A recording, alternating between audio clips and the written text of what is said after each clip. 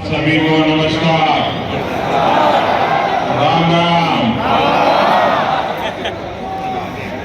मेवाड़, मालवा और गुजरात की संस्कृतियों की त्रिवेणी बेड़ेश्वर धाम की पवित्र भूमि को मैं नमन करता हूं।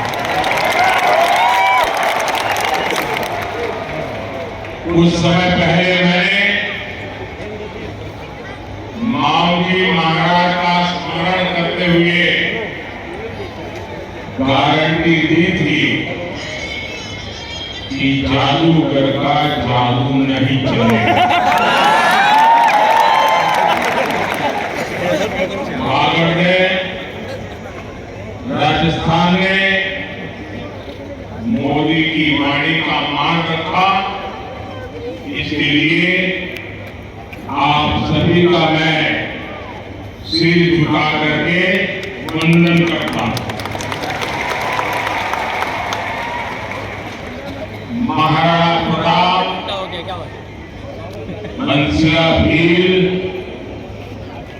और गोविंद गुरु के शौर्य की ये भूमि आज शक्तिशाली भारत के लिए मजबूत सरकार का प्रण ले रही है। चारों तरफ मैं राजस्थान में जहां जहां गया, हिंदुस्तान के जिस कोने में पहुंचा हूं अब तक, चारों तरफ एक ही बात गूंज रही है। फिर एक बार, फिर एक बार, फिर एक बार। भाइयों और बहनों, पूरे बागड़ से भाजपा का रिश्ता बहुत पुराना है। यहाँ की वीर धरा ने हमेशा भाजपा पर अपना विश्वास जताया। आज की वैश्विक परिस्थितियों में पूरे बागड़ का भाजपा के साथ रहना ये बहुत जरूरी है। आज भारत में स्थिर सरकार का, मजबूत सरकार का होना भी बहुत जरूरी है। एक ऐसी सरकार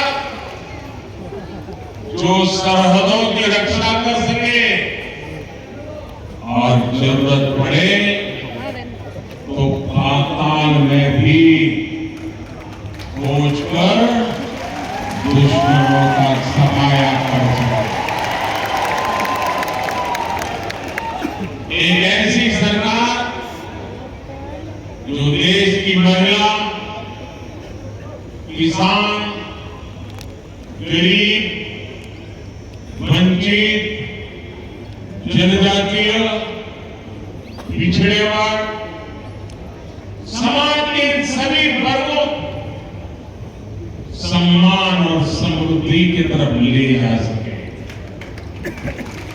एक ऐसी सरकार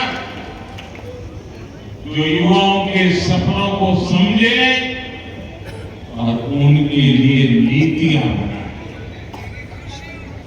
और एक ऐसी सरकार जो देश में भविष्य के हिसाब से इंफ्रास्ट्रक्चर का निर्माण कर सके। हमारा 10 साल का ट्रैक रिकॉर्ड गवाह है। ये काम सिर्फ और सिर्फ भाजपा ही कर सकती है।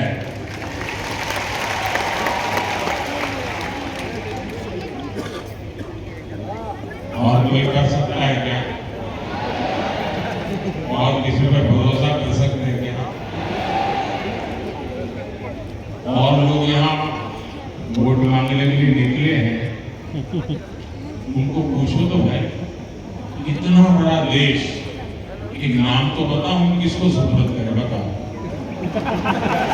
कोई नाम बता सकते हैं क्या?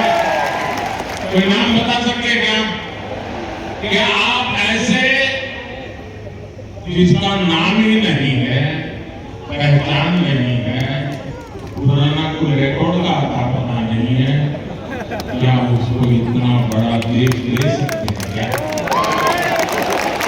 क्या आपके सपनों को उनके भरोसे छोड़ सकते हैं क्या?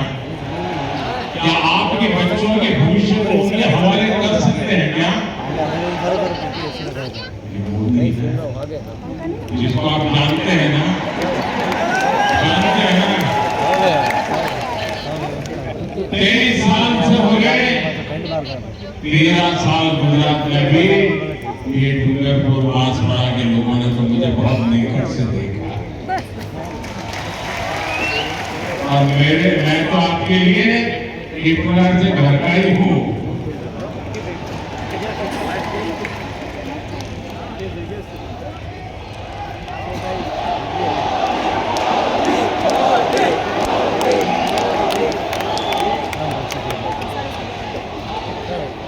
साथियों, देश के उज्जवल भविष्य के लिए, देश को मजबूत बनाने के लिए, आपके सपनों को पूरा करने के लिए, इसी आधार पर मोदी पूरे देश से, राजस्थान से और बागड़ से आशीर्वाद मांगने के लिए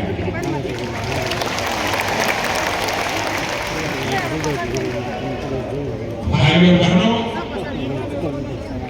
भाजपा सबका साथ, सबका विकास, सुशासन का एक उम्दा मंत्र लेकर के समर्पण भाव से काम कर रहे हैं। बांसवाड़ा और डूंगरपुर के जिन 3 लाख परिवारों को पक्के घर मिले हैं, उनमें से बड़ी संख्या में हमारे आदिवासी परिवार हैं। आप मुझे बताइए भाइयों, 10 साल में 2 जिले में 3 लाख पक्के घर, काम छोटा है क्या? छोटा है क्या? गरीबों की चिंता की कि न की? आदिवासियों की चिंता की या न की?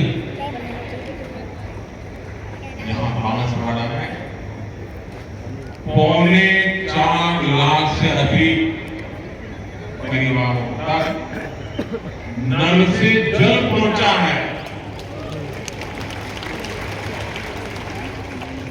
जब नल से जल आता है ना, तो माताएं बहनें आशीर्वाद किसको देगी? माताएं बहनें आशीर्वाद किसको देगी? और माता और बहनों के आशीर्वाद जिस पर होते हैं, जीवन में उसको कोई तकलीफ होती है क्या?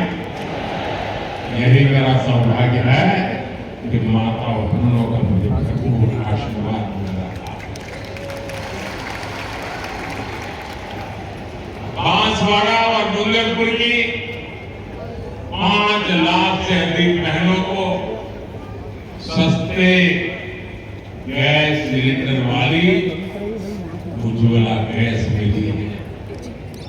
अगर रोज खाना पकाना हो, धुएं से जिंदगी गुजारनी हो, और जब धुएं में कोई माँ खाना पकाती है ना, तो एक दिन में उसके शरीर में 400 सिगारेट का धुआं जाता है।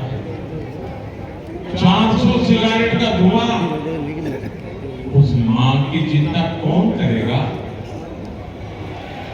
उस माँ की चिंता कौन करेगा? ये बेटा करेगा। और इसीलिए गैस के चूल्हे, कोरोना के समय हमने मुफ्त राशन की योजना शुरू की। दुनिया भर में बहुत बड़ा संकट आया है, लेकिन संकट में मुझे सबसे पहली याद मेरे आदिवासी भाई बहनों की आई, मेरे गरीब परिवारों की आई, मेरे दलित, मेरे वंचित, मेरे पिछड़ों की याद आई।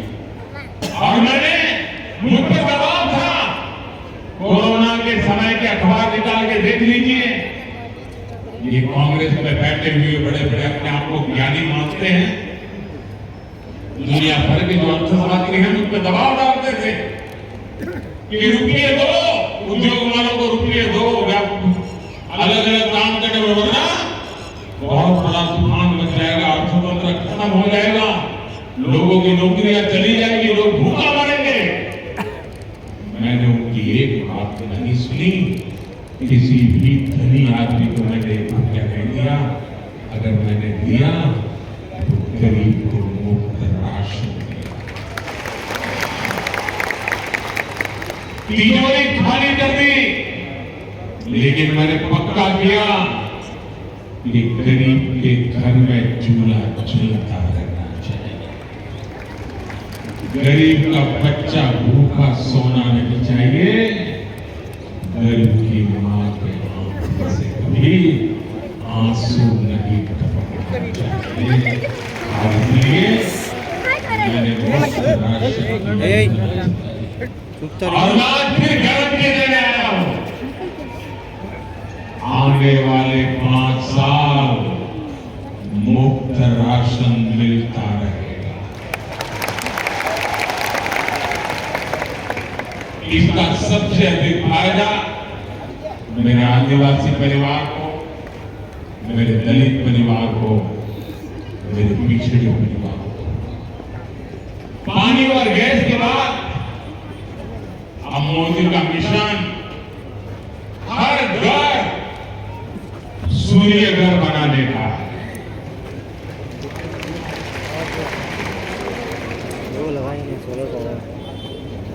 मेरी कोशिश है आपका बिजली का बिल 0 हो जाए, यानी सरकार घर की छत पर छोटा सा सोलर प्लांट लगाने के लिए आपको पैसे देगी, आर्थिक मदद करेगी। जितनी जरूरत है इतनी बिजली फ्री आप 0 बिल से उपयोग करो, और अतिरिक्त बिजली है तो सरकार खरीदेगी और आप अपने घर में बिजली से कमाई करो। ये मोदी हर बार कोई नया काम आपकी सेवा के लिए करता है, आपकी मजबूती के लिए करता है, क्योंकि मुझे मेरा देश मजबूत बनाने के लिए हर परिवार को मजबूत बनाना है। भाइयों बहनों, आप लोग चुनाव प्रचार में जाते होंगे, जाते हैं, लोगों को मिलते होंगे, मिलते हैं, तो मेरा एक काम करोगे, ऐसे नहीं हाथ ऊपर करके पूरी ताकत से बताओ, मेरा एक काम करोगे, पक्का करोगे। अभी जब आप प्रचार में जाएंगे तो हो सकता है किसी गांव में एक आध दो ऐसे परिवार मिल जाए जिनको अभी गैस चूल्हा नहीं मिला होगा, एक आध दो परिवार मिल जाए जिनको मिनरल से जल नहीं मिला होगा, कुछ परिवार मिल जाए जिनको भी पक्का घर नहीं मिला होगा, कुछ परिवार ऐसे होंगे पहले की तुलना में 2 परिवार बन गए होंगे और घर की जरूरत होगी। तो मेरा एक काम करना है, उनको बता देना कि मोदी ने गारंटी दी है कि 4 जून के बाद, नई सरकार बनने के बाद मैं उनके ये अधूरे काम भी पूरे कर दूंगा। तो मेरी गारंटी पहुंचा दोगे, जो भी सुविधाएं मिलने के लिए वो योग पात्र है, और अब तक अगर पहुंची नहीं, कुछ जो छूट गए हैं तो मोदी उनकी भी गारंटी। साथियों, आप में से जो लोग भी मेहनत करते होंगे, नौकरी करते होंगे, कमाते होंगे, आपके परिवार में बुजुर्ग होंगे, पूरे माँ बाप होंगे, नाना नानी हो सकते हैं, चाचा चाची हो सकते हैं। अब आप इतना काम करते हैं तो आपका मन रहता है कि भाई कमाई का कुछ पैसा बच्चों के भविष्य के लिए लगाए, लेकिन परिवार में बुजुर्ग माँ बाप है, उनको और कोई खर्चा नहीं होता है, लेकिन कोई बीमारी आ जाए तो दवाई का खर्चा तो हो ही जाएगा। और वो उम्र भी ऐसी होती है कि दवाई का खर्चा होना ही होता है। मैं आप सबको कहना चाहता हूं, ये जो दवाई का इलाज का बोझ आप पर है ना, जैसे वो आपके माथे पर ऐसे ही वो मेरे। और इसलिए आज आपके माता पिता का खर्च दवाई का आप उठाते हैं ना, 70 साल की उम्र के आपके परिवार के बुजुर्गों की इलाज का खर्चा अब ये आपका बेटा उठाएगा। और इसलिए भाजपा ने ऐलान किया है कि 70 वर्ष की उम्र के आयु के सभी बुजुर्गों को, चाहे वो गरीब हो, मध्यम वर्ग हो, ऊंचे, कोई भी हिंदुस्तान का कोई भी 70 साल से ऊपर का बुजुर्ग होगा, उनका इलाज मुफ्त किया जाएगा सरकार के। भाई और बहनों, मैं माता त्रिपुरा सुंदरी को नमन करते हुए माता और बहनों को भी मोदी की एक बड़ी गारंटी याद दिला रहा हूं। लखपति दीदी अभियान के तहत अब तक 1 करोड़ बहनों की वार्षिक आय 1 लाख से अधिक हो चुकी है। अब मोदी की गारंटी है कि 3 करोड़ बहनों को लखपति दीदी बनाया जाएगा। हमारी बेटियां खेलों में खूब आगे बढ़े, इसके लिए भी विशेष कार्यक्रम, विशेष सुविधाएं बनाई जाएगी। यहाँ स्वयं सहायता समूह से जुड़ी जो बहनें हैं, उनके लिए आने वाले 5 साल सुख समृद्धि के होने वाले हैं। भाजपा ने इन समूहों से जुड़ी बहनों को विशेष ट्रेनिंग का ऐलान किया ताकि वो भी शिक्षा, स्वास्थ्य, पर्यटन जैसे क्षेत्रों से जुड़ सके।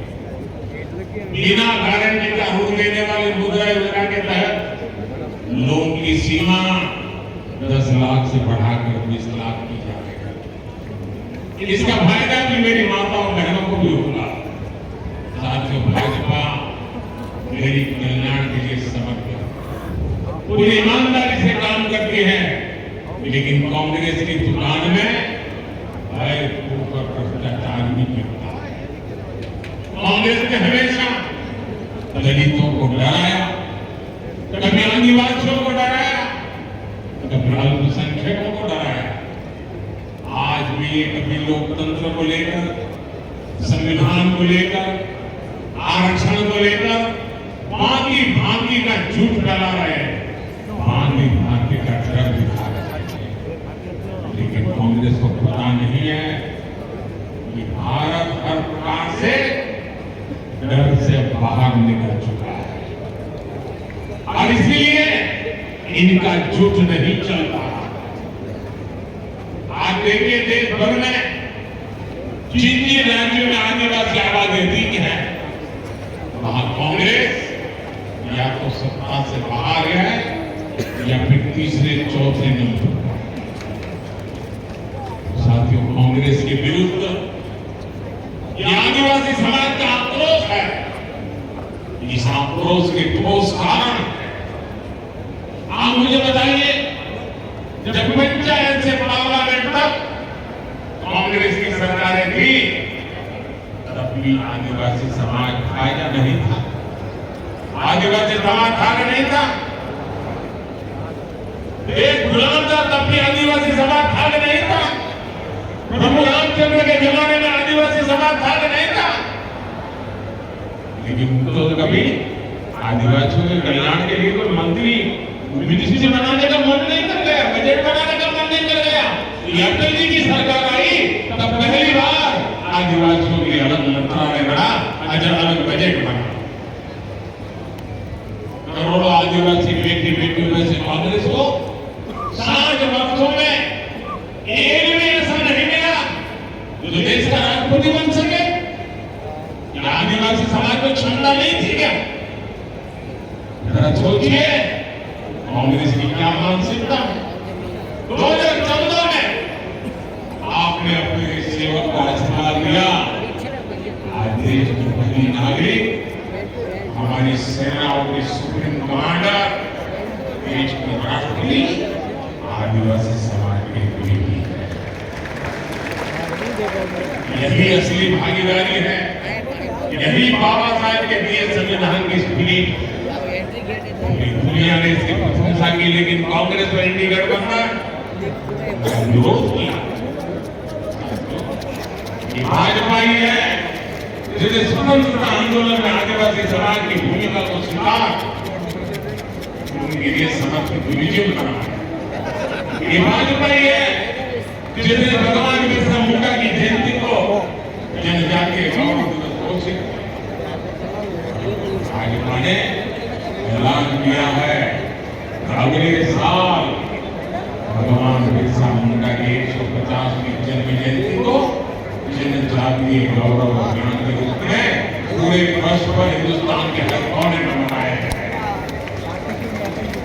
मुझे पता है जब मेरी बातें बताऊं ना, कांग्रेस वालों के पेट में दर्द शुरू हो जाएगा। कांग्रेस जैसी पार्टियों की आपकी परवाह नहीं है। कांग्रेस जैसी पार्टियां सिर्फ अपनी संतानों के लिए काम करती हैं। अब सारे कांग्रेस के नेता देख लीजिए तो अपने संतानों के लिए लगे हुए। इंडी गठबंधन के सारे लोग अपने बच्चों को फिट करने में लगे। मोदी क्या कर रहा है? मोदी आपके संतानों के भविष्य के लिए आपके संतानों के लिए भविष्य के लिए बनाने के लिए दिन रात मेहनत कर रहा है। अब आ जाइए, माता को गर्भ के दौरान अच्छा भोजन मिले, इसके लिए भाजपा सरकार हर गर्भवती मां को 6,000 रुपया दे रही है। आदिवासी समाज को सिकल सेल एनीमिया से मुक्ति दिलाने के लिए मिशन इस अभियान के तहत अब तक देश भर में 2.5 करोड़ से अधिक आदिवासी समूहों की मुफ्त जांच की जा चुकी है। दवाई के साथ साथ आदिवासी युवाओं की पढ़ाई और कमाई के लिए भी काम 10 सालों में आदिवासी बच्चों के लिए हमने 400 से अधिक एक मॉडल स्कूल बनाए। भाजपा का संकल्प है इनको हम 750 तक ले जाएंगे। हमने 24,000 करोड़ रुपए की योजना उन जनजातियों के लिए भी बनाई है तो आदिवासियों में भी सबसे पीछे है। इसमें राजस्थान की भी हमारी सहारिया जैसी कौम, सहारिया जैसी जातियां, उनको हमने प्राथमिकता दी। साथियों, स्वार्थ और अवसरवादिता में घिरी कांग्रेस की हालत ऐसी हो गई है कि कांग्रेस का शाही परिवार आजादी के इतिहास में पहली बार होगा। और ये नोट करिए, आजादी के बाद इतने चुनाव हुए, पहली बार दिल्ली में कांग्रेस का जो शाही परिवार रहता है वो कांग्रेस को वोट नहीं देगा। कांग्रेस शाही परिवार कांग्रेस को वोट नहीं देता है तो आपसे वोट मांगने का उनको क्या हक है? जहां इस शाही परिवार के लोग रहते हैं वहां कांग्रेस चुनाव ही नहीं लड़ रही है।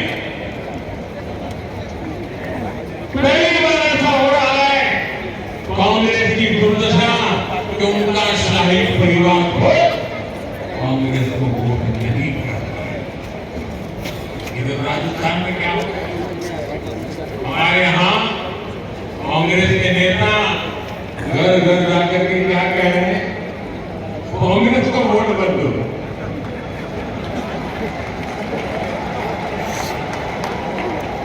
पूरी कांग्रेस पार्टी, आप पहले तो सुनते थे वो कहते थे भाजपा को वोट मत दो। यहाँ पर पूरी कांग्रेस पार्टी घर घर जाके कह रही है कांग्रेस को वोट मत दो। दिल्ली में शाही परिवार कांग्रेस को वोट नहीं देता, यहाँ कांग्रेस कहती है कांग्रेस को वोट मत दो। ये हाल है इस पार्टी का, इस पर आप भरोसा कर सकते हैं। भाई बहनों, इन दिनों जो लोग कांग्रेस छोड़कर के बाहर निकले हैं वे बात बड़ी गंभीरता से बताते हैं। वो सारे लोग कह रहे हैं कि कांग्रेस अब कांग्रेस नहीं है, अब कांग्रेस अर्बन नक्सलों के कब्जे में चली गई है। कांग्रेस अब वामपंथियों के चंगुल में फंसी। हमारे एक मित्र ने उनको पूछा कि आप कैसे कहते हैं? उन्होंने कहा उनका मैनिफेस्टो देख लीजिए, इस बार का कांग्रेस का मैनिफेस्टो देख लीजिए। कांग्रेस ने अपने मैनिफेस्टो में जो कहा है वो चिंताजनक है, गंभीर है और इन माओवाद की सोच को धरती पर उतारने की उनकी कोशिश है। उन्होंने कहा है कि अगर कांग्रेस की सरकार बनेगी तो हर एक की प्रॉपर्टी का सर्वे किया जाएगा। हमारी बहनों के पास सोना कितना है उसकी जांच की जाएगी, उसका हिसाब लगाया जाएगा। हमारे आदिवासी परिवारों में चांदी होती है, सिल्वर कितना है उसका हिसाब लगाया जाएगा। सरकारी मुलाजिमों के पास कितना जगह है, कहाँ है, पैसे कहाँ है, नौकरी कहाँ है, उसकी जांच की जाएगी। इतना ही नहीं, आगे क्या कहा है? ये जो गोल्ड है बहनों का और जो संपत्ति है ये सबको समान रूप से वितरित कर दी जाएगी। यदि आपको मंजूर है क्या? आपकी संपत्ति सरकार को हटने का अधिकार है क्या? क्या आपकी संपत्ति को, आपने मेहनत करके कमाई हुई संपत्ति को सरकार को हटने का अधिकार है क्या? क्या उस संपत्ति को मेरी माता और बहनों की जिंदगी में सोना सिर्फ शो करने के लिए नहीं होता, उसके स्वाभिमान से जुड़ा हुआ, उसका मंगलसूत्र वो एक सोने का कीमत का मुद्दा नहीं है, उसके जीवन के सपनों से जुड़ा हुआ। तुम उसे छीनने की बात कर रहे हो, मैनिपुलेट कर रहे हैं। गोल्ड ले लेंगे, सबको वितरित कर देंगे और पहले जब उनकी सरकार तो उन्होंने कहा था कि देश की संपत्ति पर पहला अधिकार मुसलमानों का। ये बांटेंगे, जिनके ज्यादा बच्चे हैं उनको बांटेंगे, घुसपैठियों को बांटेंगे। क्या आपकी मेहनत की कमाई का पैसा घुसपैठियों को दिया जाएगा? आपको मंजूर है? ये कांग्रेस का मैनिफेस्टो क्या रहा है? माता और बहनों का सोने का हिसाब करेंगे, उसकी गिनती करेंगे, जांच कर लेंगे और फिर उस संपत्ति को बांट देंगे।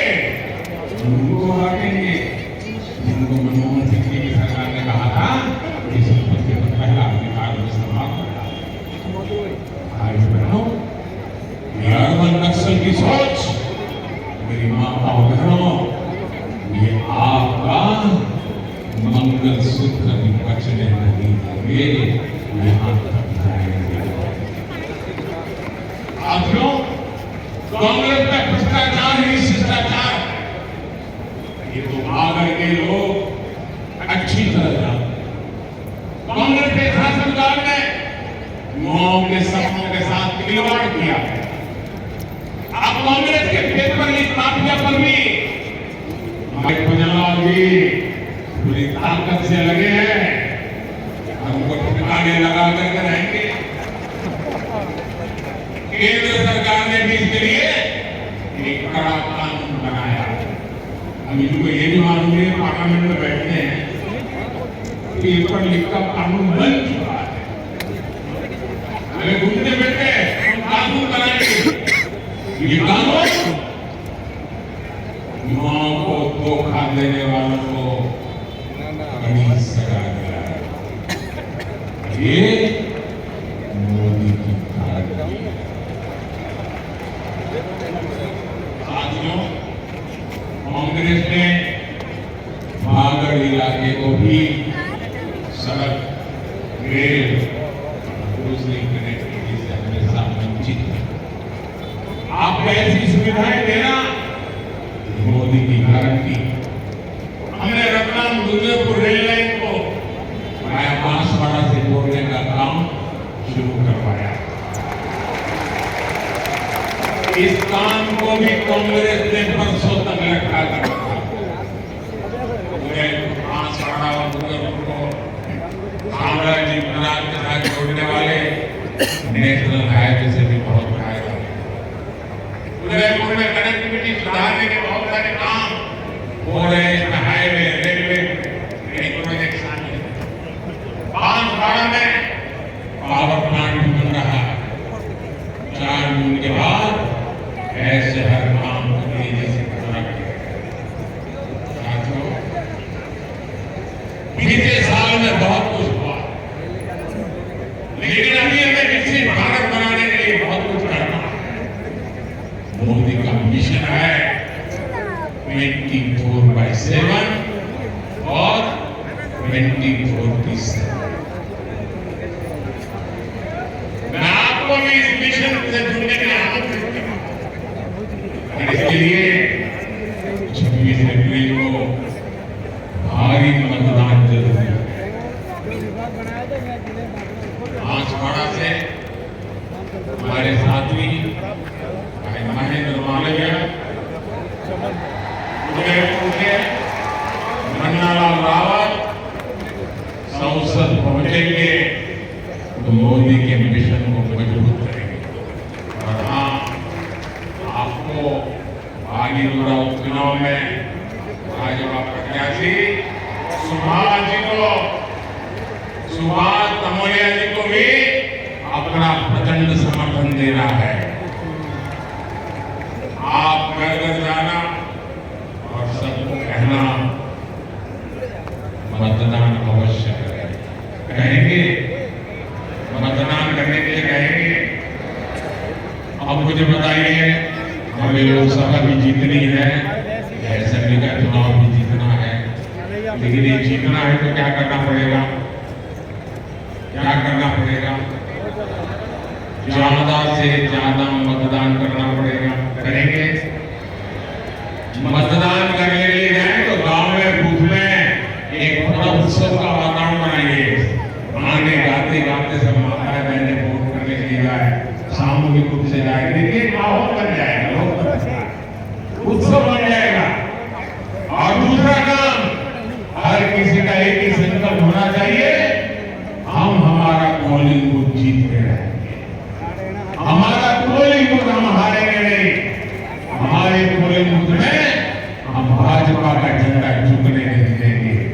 इसकी चिंता करेंगे, पक्का करेंगे। अच्छा, मेरा एक काम करेंगे,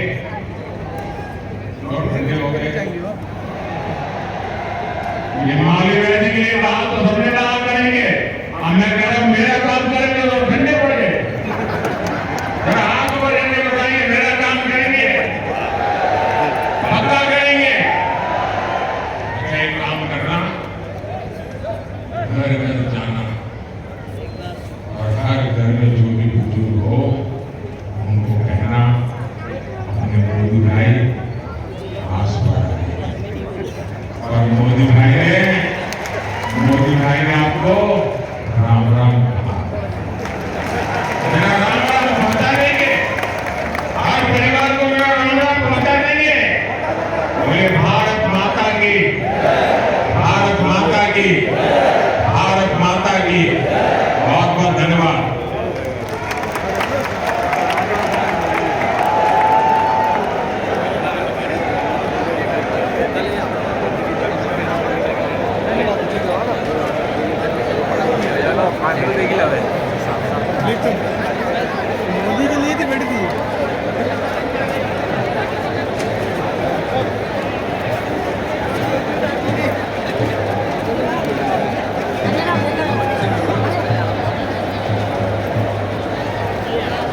लंबी है।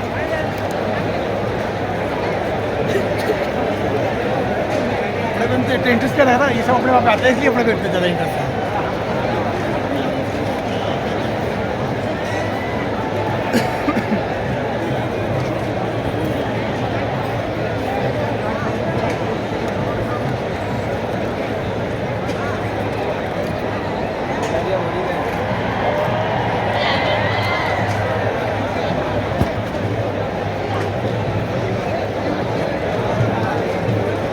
चलो